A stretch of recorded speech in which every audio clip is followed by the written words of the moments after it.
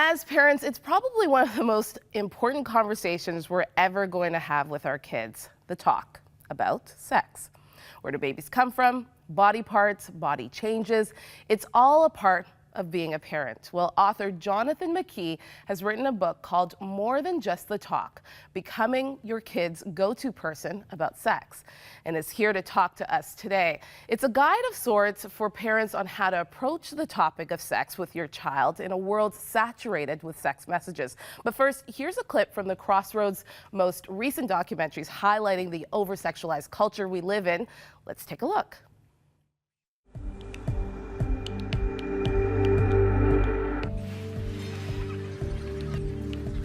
The definition of sex in our society and our generation has completely changed. Yeah.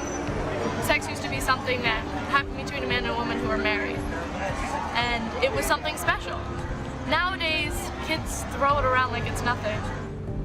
Media has made sex like something we constantly talk about. I think a lot of more kids are aware of it, and at a young age, they're starting to get into it.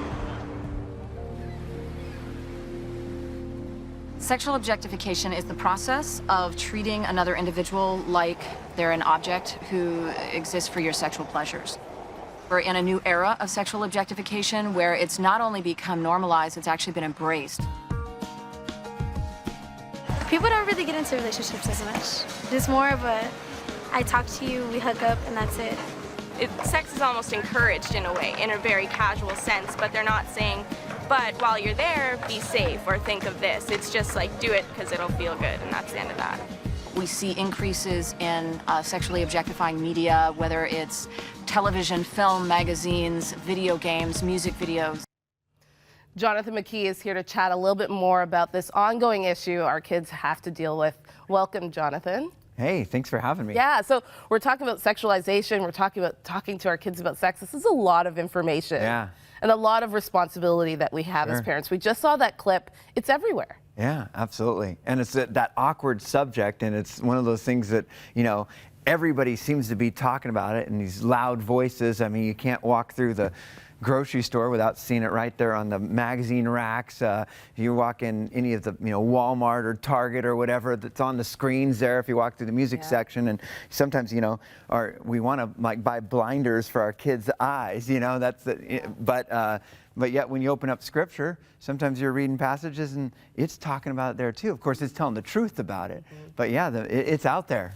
So how do we frame that for our children? How do we talk about sex, but talk about the beauty of sex? That it's not a horrible thing. Absolutely. But in the context of a marriage, in the context of what God has ordained it to be. Sure. How do we have that conversation? Well, and that's the key, is getting that message across. Yeah. I think parents so often, when it comes to it in a family of believers, we of course want to share the truth about it.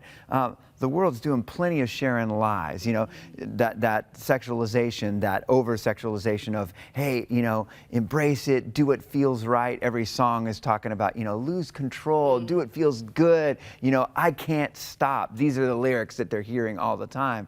And it's really cool when you actually open up the Scripture and read scriptures that talk about, like, oh, hey, you know what? Here's what the lust of the flesh feels like, but here's what, when the Spirit guides your life, what your life looks like. So, taking opportunities to, if you hear lyrics like that, and literally, if you're driving down the road and you hear some lyrics, maybe just hitting the pause button. And I'll be honest, I got 3 kids myself right now. They're 17, 19, and 21.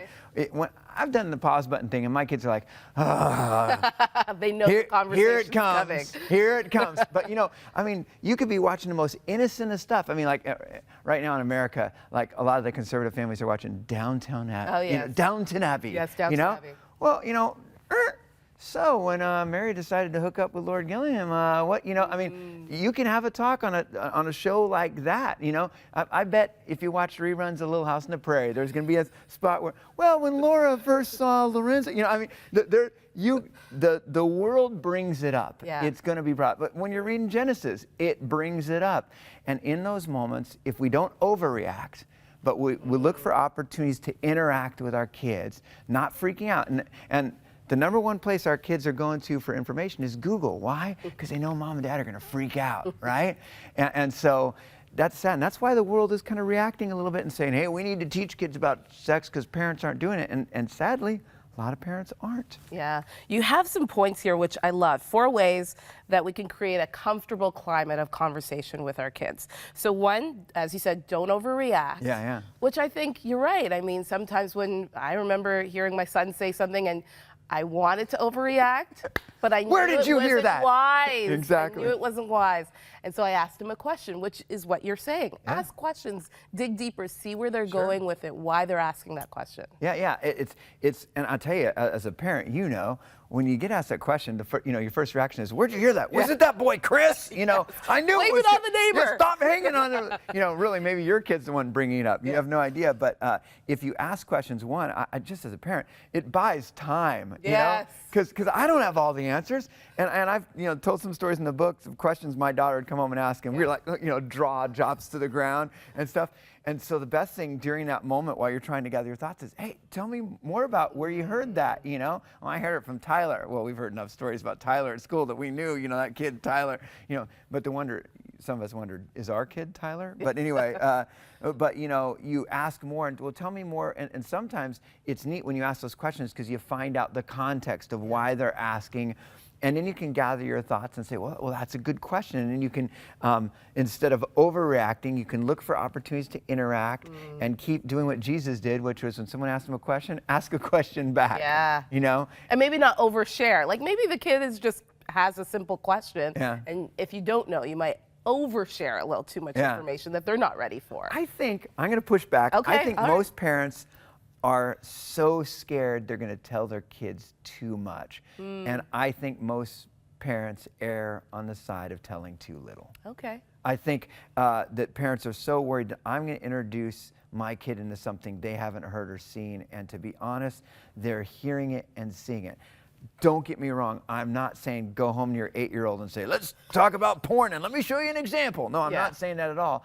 I'm just saying as we listen and our kids are, and we ask those questions, we know that the average age that most young people are exposed to porn is 11 years old. They're doing an innocent Google search, and it goes to Google Images, and they see something, and they're like, no, what is that? Click, turns to another thing.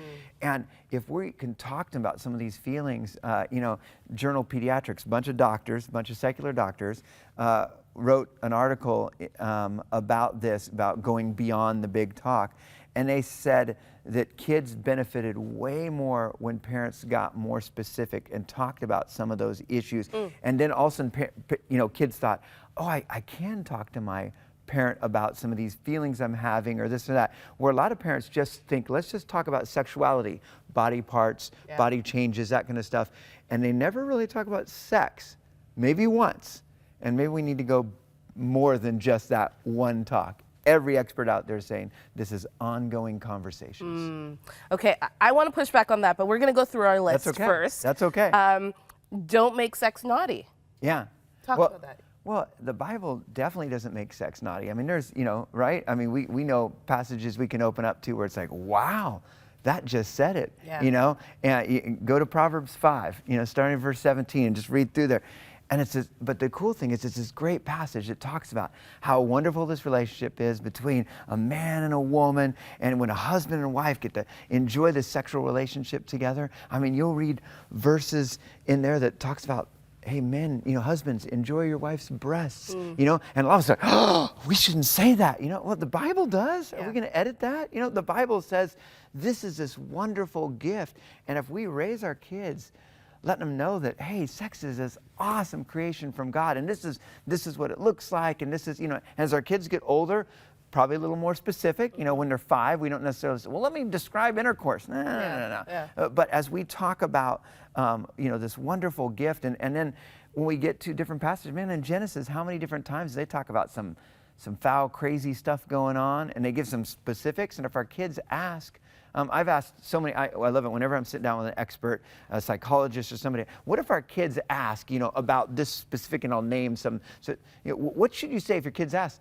And almost every one of those experts says, and we're talking Christian, doctors, they say, answer whatever they ask you. Especially if they're asking that question, then you know that they know and are wondering about it, then definitely answer them, because you're going to be able to answer with truth and with biblical perspective.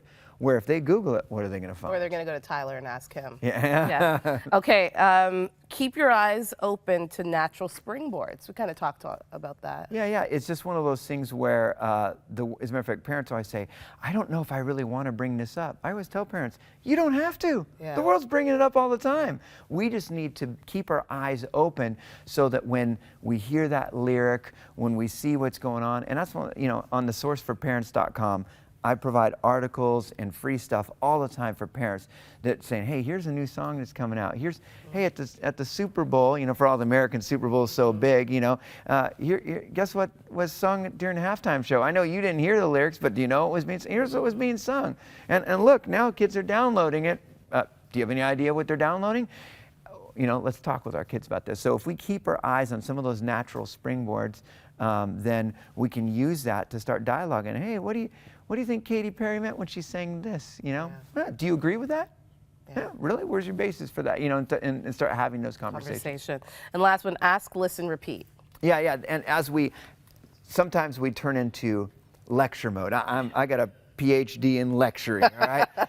I'd say let's make this a dialogue, not a monologue. I'm good at the monologues, right? Sit down and listen to my great, wealth of wisdom here, which and my kids are, But if we can keep it a dialogue, if we could, ask a question, hear what they have to say, maybe share a little truth, but then ask again. And I give an example that, in fact, in that chapter about creating the comfortable climate of continual conversations, about if your 8-year-old, if your 11-year-old asks you this question, how to ask a little bit, talk a little bit, and they go, what do you, and then ask a question, because, like I said, some parents are worried about giving too much, right? Yeah. Well, if you keep you keep listening, then you kind of hear where they're at, and if you just start lecturing, you might go on something that they didn't even wonder about. Yeah. If you keep asking, listening, talk a little bit, then again, repeat, ask, listen, share a little bit, make it a dialogue, not a monologue. We don't have much time left, but I want to talk about age appropriateness. Yeah. So, what if your kid isn't asking you questions, but it's time to talk about these things? How do we know when is the right time to talk about certain things? Yeah, and it's funny, a lot of parents always want that. Tell me, give me a chart, and we refuse to do it in the book of, 8 years old, this, and maybe certain curriculums are telling us at what age they're going to do what now. It's kind of scary. I think that so many kids are different. I think genders are different. You talk to a 13-year-old boy versus a 13-year-old girl. The 13-year-old boy is a lot more visual and way more, might be interested in those visual images. Have they been abused in the background? That affects a lot. Are they the youngest sibling where they've been hearing it from the older sibling? So I can't give you an age. That's where we really got to keep our ears open and know. And in the book, I definitely provide some of the things of, hey, at age 8, here's what they're, very often being taught at school, what they're hearing. At age 11, again, the average age where they're exposed to pornography, and even if they aren't, their friends at school are. And by the way, I got a kid at a Christian school right now too. Christian schools aren't immune for.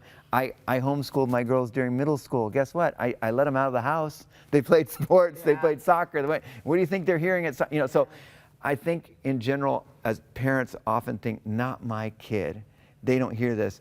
They're hearing a lot of this stuff. So if we can keep listening, having these conversations, as our kids are younger, we're going to talk a lot about sexuality, body part changes, that kind of stuff.